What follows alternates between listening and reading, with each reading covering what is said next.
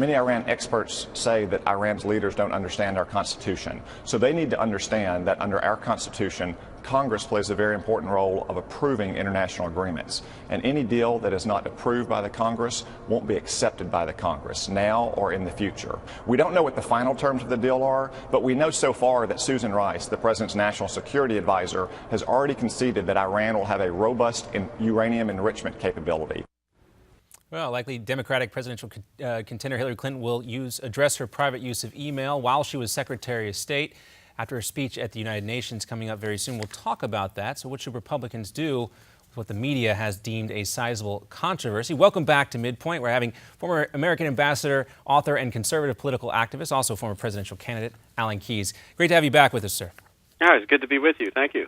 All right, so we're going to talk about a couple of things. We'll talk about Hillary Clinton and what she needs to say or what we don't think she'll say. But let's talk about this letter from the U.S. Senate, 47 U.S. senators sent to the nation of Iran. There's been a lot of controversy about this. Do you think this end around, as some have called it, of the president was justified?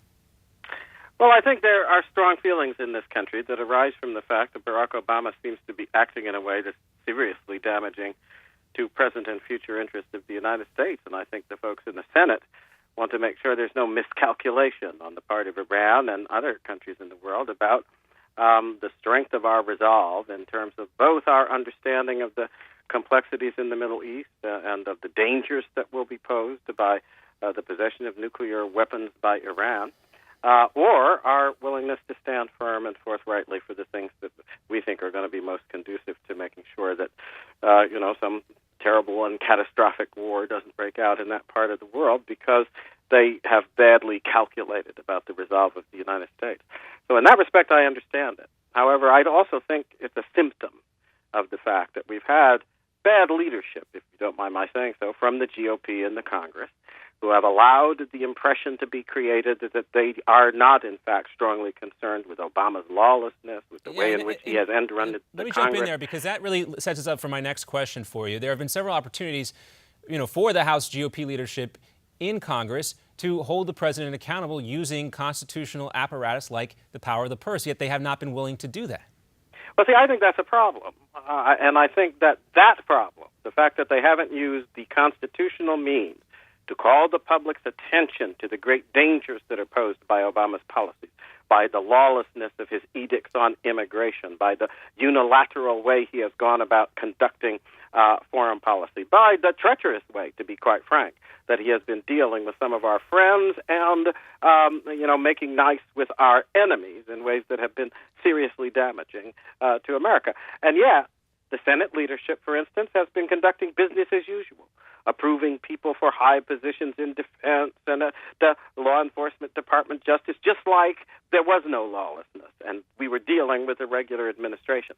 So I think the senators felt they had to kind of reach for something that is not, as Obama says, treasonous, nothing treasonous about it, but it is imprudent, because it plays into the hands of people in the world who want to see America as divided. Exactly. And when we speak with a divided voice, we are weakened. The founders knew this, and they talked about it when they were talking about the ratification of the Constitution.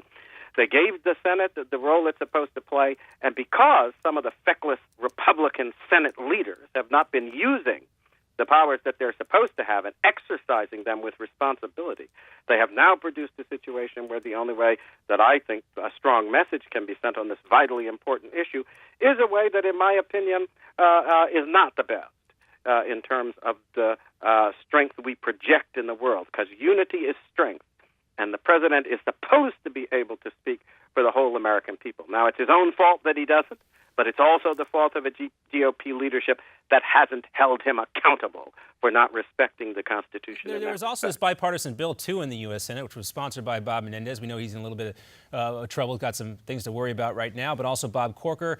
And it had a number of signees as well, not the 67 needed. But it seems like if the bipartisan group of senators that support that bill, calling for a congressional review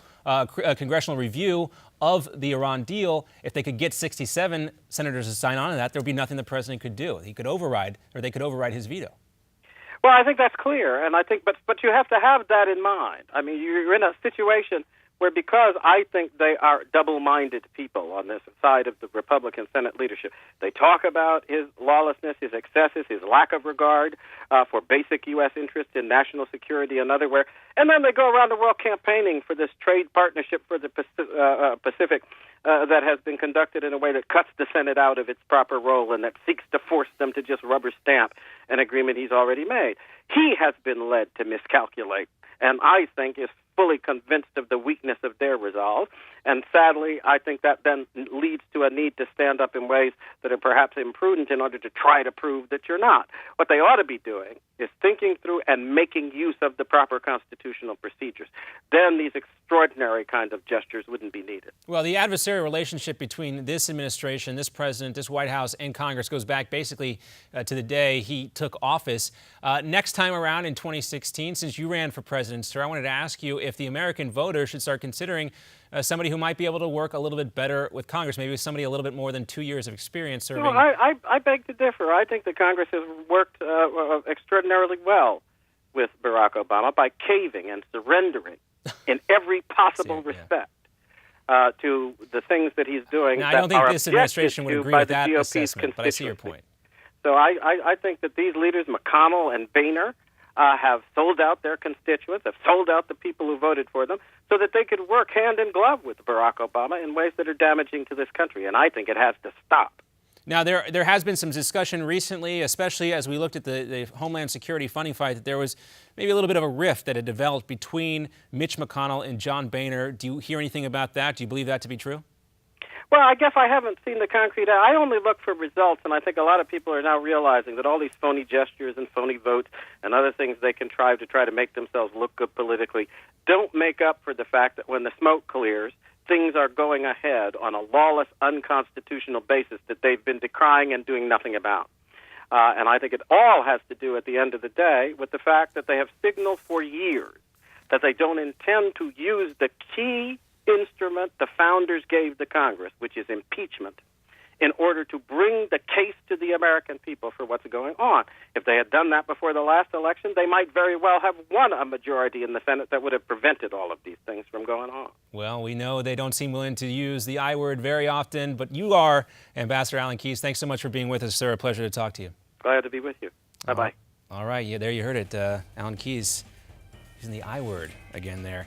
Speaking of eyes, all things eye, well, maybe not anymore. Apple's moving on to its Apple Watch. We're not hearing much about the iPod. We're going to take a look, though, at the Apple Watch, Apple, Tim Cook, CEO, and Apple's new plans for your health. What does it all mean? That's coming up with Eric Schiffer and Nick Tate, New York Times bestselling author, right after this Newsmax Now update.